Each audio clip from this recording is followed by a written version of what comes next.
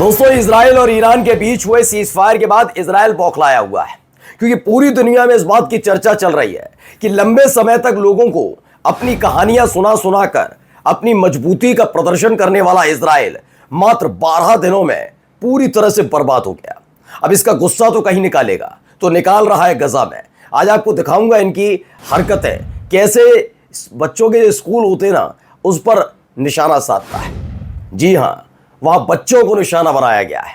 इसकी हिम्मत नहीं है इजराइल की कि ये ईरान जैसे देश के साथ संघर्ष कर सके, तो गजा पर अपनी ताकत आजमा रहा है। ये दिखाने के लिए हम में ताकत बची है। तो वहीं आपको दिखाऊंगा एक झटके में गजा के जो लड़ाके हैं, यानी हमास के लड़ाके कहा जाता है, उन्होंने कैसे पूरे की पूरी बटालियन का सफाया कर दिया इजराइल की।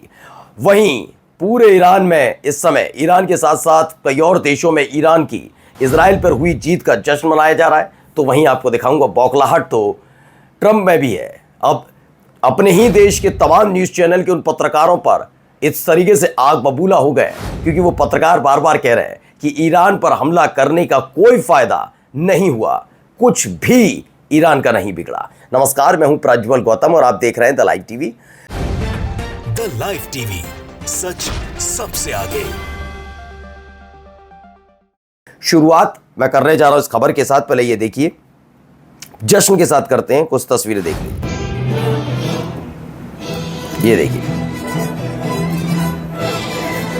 कुछ इस तरीके जश्न मनाया जा रहा है। अलग अलग कहां पर है बताऊंगा, पहले देखिए।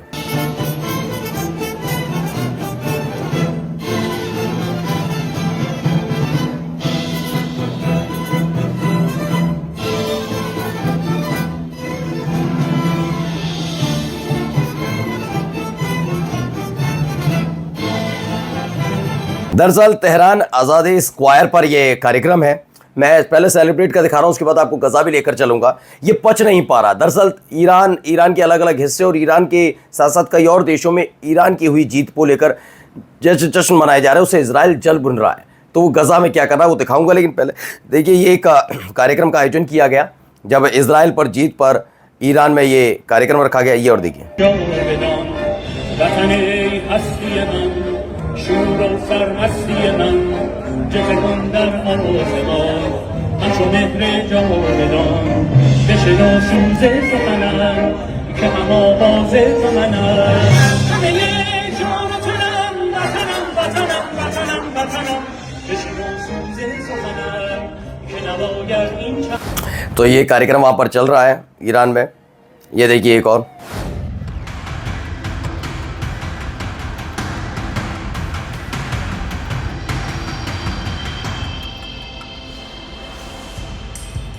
लेजर शो भी है। तो ये लेजर शो भी वहां पर किया गया, जहां पर कार्यक्रम था तेहरान के आज़ादी टावर पर। ये पूरा लेजर शो किया जा रहा है। ये अलग अलग जगह से निकली हुई तस्वीरें, वीडियोस है जो मैं अभी आपको दिखा रहा था। अब आइए एक और वीडियो है, देखिए।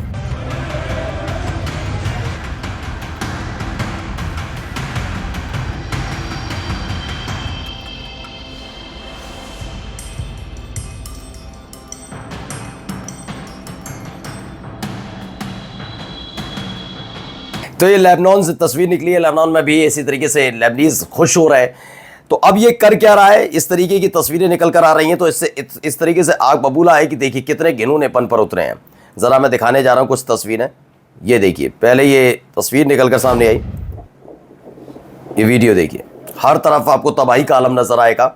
ये तबाही कहाँ, कैसे, क्यों मचाई गई, मैं आपको समझाता हूँ। ये अल तैयब इलाका है।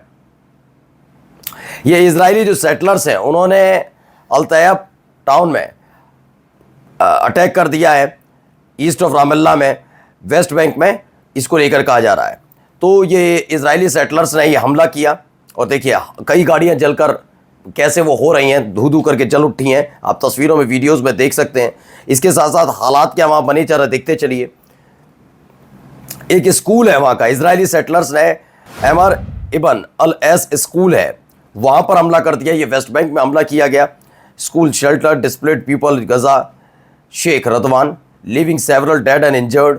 यानी सोचिए गजा के बाद अब ये वेस्ट बैंक पे वहीं के जो रहने वाले हैं उन पर हमला किया जा रहा है, किन की तरफ से? इजरायली सेटलर्स की तरफ से, क्योंकि उनको हार नहीं पच पा रही। ये चाहते हैं कि हमारी जो कहानियां थी वो सच साबित होनी चाहिए। सबसे बड़े गलती इजरायलियों की यह है कि इजरायलियों ने अपने ही देश के बनाई हुई कहानियों पर भरोसा क्यों किया? क्या उन्होंने कभी जांच पड़ताल करने की कोशिश की जो कहानियां बताई जा रही हैं सच है नहीं सच है? उनमें इतना ज्यादा उत्साह भर दिया कि ये हार वो पचा नहीं पा रहे, वो कर क्या रहे आप देखिए कि किस तरीके से, क्या इसी बारे में क्या ही शब्दावली का इस्तेमाल किया, देखिए कैसे निशाना बनाया गया। इजरायली एयर स्ट्राइक हुई वहां सेटलर्स ने हमला किया, या इजरायली एयर स्ट्राइक होती है अमर इब्न अल अस स्कूल पर, जिसे एक शेल्टर के तौर पर लोग इस्तेमाल कर रहे थे।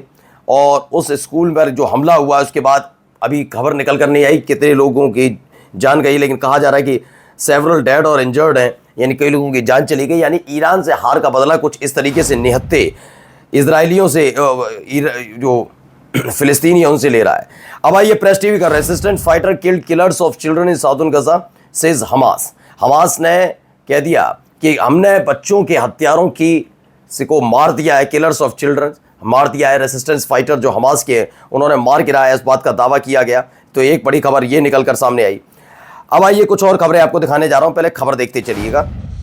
In an exclusive interview with Press TV, ये देखिए, ये खबर निकल कर सामने आई है। क्या कहना है जरा attack on Iran's broadcaster as a blatant violation of all international laws and norms. Peyman Jebeli said Tehran will prosecute the regime to the fullest extent of law over. तो इसमें प्रेस टीवी की खबर है जिसमें बताया गया कि IRIB की जो हेड है, IRIB जो है वो दरअसल ईरान का एक सरकारी न्यूज़ चैनल है जिस पर एक बार नहीं इस पूरे घटनाक्रम में 2 बार हमला इजराइल ने किया था।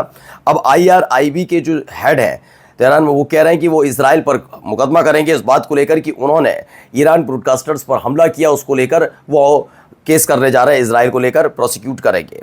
वो अब देखिए, The U.S.'s military strikes on 3 Iranian nuclear facilities last weekend did not destroy the core components of the country's nuclear program.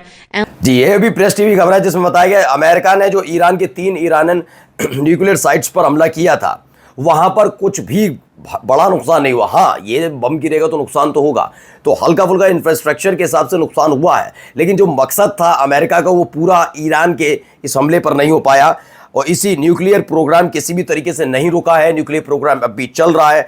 US media भी इस बात को लेकर रिपोर्ट कर रही है, तमाम चीज़ें हो रही हैं जिसने आग बबूला कर दिया है। किसे? डोनाल्ड ट्रंप को कर दिया। देखिए ट्रंप क्या कह रहे हैं। Trump want CNN reporter fired like a dog for debunking Iran strike claim. इनका कहना है ट्रंप चाहते हैं कि जो CNN की जो रिपोर्टर है ना उसे कुत्ते की तरह निकाल दिया जाए उसकी नौकरी से। क्यों? क्योंकि उसने बताया कि ईरान का पर जो हमला था वो ईरान पर हमला का कोई असर नहीं हुआ। ईरान पर अमेरिका ने जो हमला किया उसका कोई असर नहीं हुआ, ना उस पर उसके सेहत पर कोई असर पड़ रहा है, इंफ्रास्ट्रक्चर पर कुछ हुआ फर्क भी, तो थोड़े दिनों में फिर से वो दुरुस्त करके उसे काम शुरू कर दिया है। तो ये सब अरीब सारी बात है जिससे बौखला रहा है। कौन बौखला रहा है? Donald Trump. अब आइए एक और खबर, Iran favour region free weapons. ये देखिए ईरान जो राष्ट्रपति हैं उन्होंने बहुत बड़ी बात कही। उन्होंने कहा वो खुद भी चाहते हैं कि विनाशकारी जो हथियार है उससे पूरे इलाके को मुक्ति दी जाए। वो खुद कह रहे हैं कि मैं भी चाहता हूं कि होना चाहिए, लेकिन शुरुआत कौन करेगा? किसके पास है? इजराइल के पास। कर पाएगा? नहीं, उसको नहीं रोकना है। लेकिन ईरान ने तो अपनी तरफ से कह दिया हम तैयार है। Iranian air space opens to initial flights after 12 days Israeli US aggression. Iran का एयर स्पेस फिर से खोल दिया गया है, जहां पर अब सीज फायर के तकरीबन 48 घंटे बाद ये फिर से खोल दिया गया है इन सब के बीच। और आइए एक नुकसान देखते चलते हैं, नुकसान क्या क्या नहीं हुआ वहां पर। ये देखिए फीचर आया टू प्रॉमिस 3 का। ईरान ने इजरायली सैन्य खुफिया और औद्योगिक स्थलों को निशाना बनाया। 12 दिन के चले इस ट्रू प्रॉमिस 3 के दौरान ईरानी सशस्त्र बलों ने युद्ध के नए नियम पेश किए। इजराइल की इकाई के हम हमेशा जीतते हैं, हमारा कोई हरा नहीं सकता, उसको पूरी तरह से विफल कर दिया। और उनके कई इंफ्रास्ट्रक्चर जिसमें सैन्य औद्योगिक इकाई भी थी उनको भी पूरी तरह से बर्बाद कर दिया। नमस्कार। द लाइव टीवी, सच सबसे आगे।